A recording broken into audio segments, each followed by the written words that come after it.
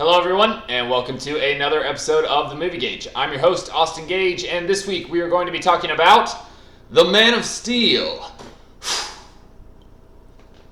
That was me flying. Man of Steel was directed by Zack Snyder, who in the past has directed 300, Watchmen, and The Owls of Gahoo!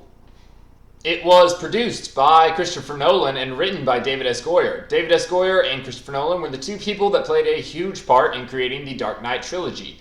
Christopher Nolan directed them, and David S. Goyer wrote most of the scripts. That being said, the Dark Knight trilogy is a series of three beautiful films, one after the other, and with those two people involved, there was a lot of excitement involved around the hype of Superman, or Man of Steel. This movie is not a sequel to the Superman movie that came out just a couple years ago, featuring Brandon Routh as the leading man, but instead is a reboot of the entire series. And it stars Henry Cavill, who hasn't been in a whole lot of movies. He's mostly known for his television career, playing Henry VIII on The Tudors. Tudors.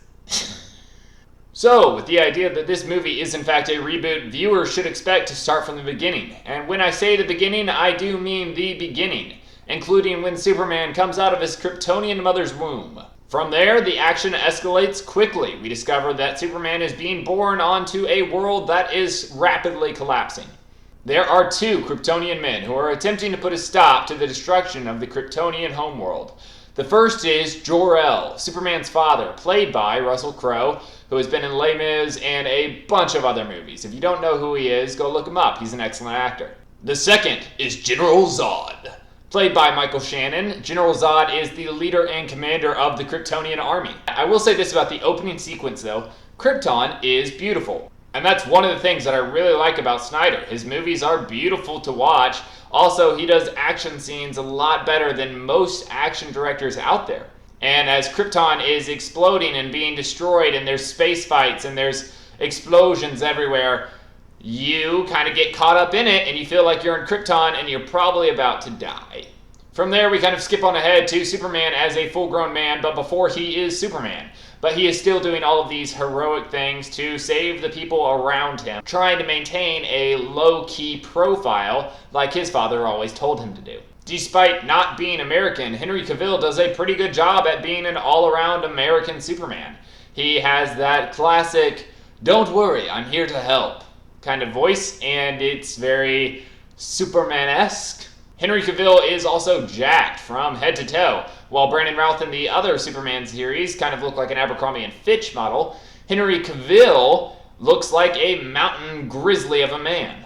The Kryptonians, or General Zod's army, come down to Earth and start wrecking stuff up. And it looks really good. Zack Snyder does an excellent job at doing fight scenes and making the Kryptonians seem way more powerful than us. There's a couple fist fights with soldiers versus Kryptonians, and we kind of just get our butts handed to us, but it looks really cool when we do. Now this continues, and we keep getting our butt handed to us until eventually Clark Kent decides, I can't hide anymore.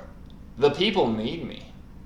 So, for the first time, he dons the Kryptonian underwear and puts on his cape and goes to fight the bad guys. The bad guy in this movie, of course, being General Zod, played by Michael Shannon. I kind of want to talk about Michael Shannon's acting here. It's interesting because every other member on Krypton kind of seems to be British, but Michael Shannon is definitely an American Kryptonian. So other than that silly little aspect, Michael Shannon actually does a really great job, in my opinion. He is evil for everything that we tell. Michael Shannon typically plays villains, but he plays them well. He just kind of has a sinister looking face and a sinister looking build and just like a very vengeful tone in his voice. And that's great for the part of General Zod, whose whole mission is revenge for his home planet. It plays well off the goody-goody two-shoes of Superman, who will never harm a fly and only saves, while Michael Shannon's mission in this movie is to destroy.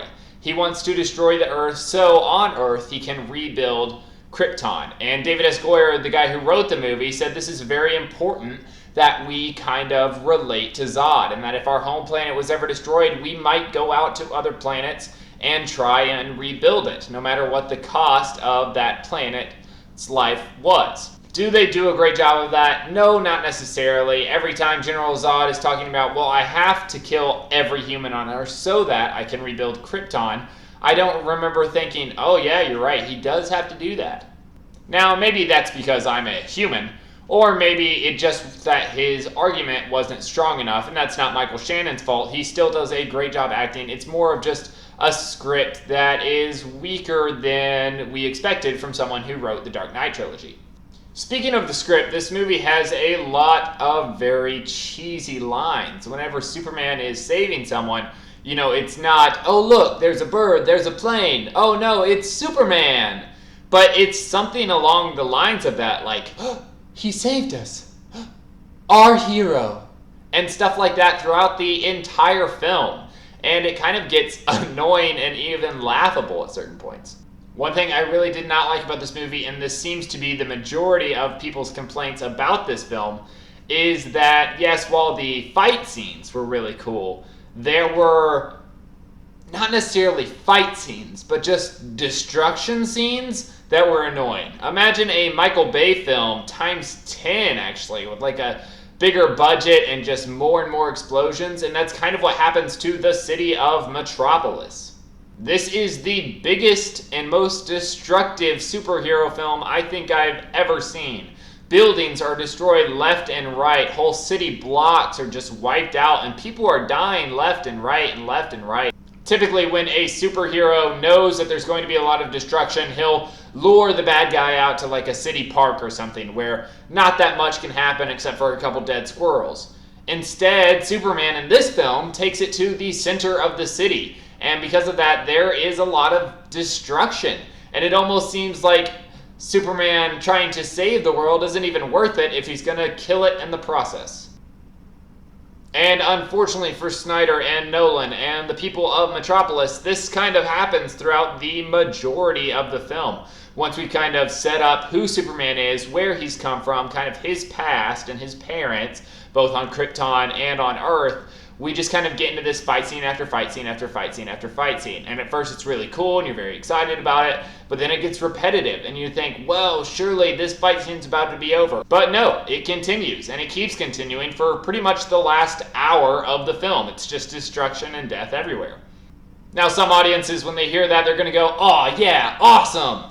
But other audiences are going to think, man, I really wish there was more dialogue, more character development, more relationship development in between Clark Kent and Lois Lane.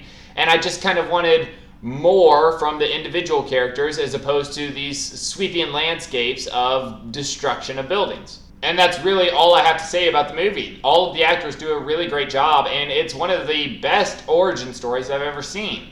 Unfortunately, the origin story kind of ends about halfway through the film, and after that, all we have left is fight scenes.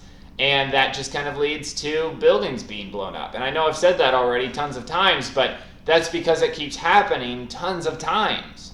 Well, I'd have to give this movie a 6 out of 10 because even though everyone tries really hard to make this a good Superman movie, it's very hard to make a good Superman movie because he's just kind of a boring superhero. So I hope you enjoyed this week's review. Join me next week as I try and review both Monsters University and World War Z, two movies that I'm very excited for.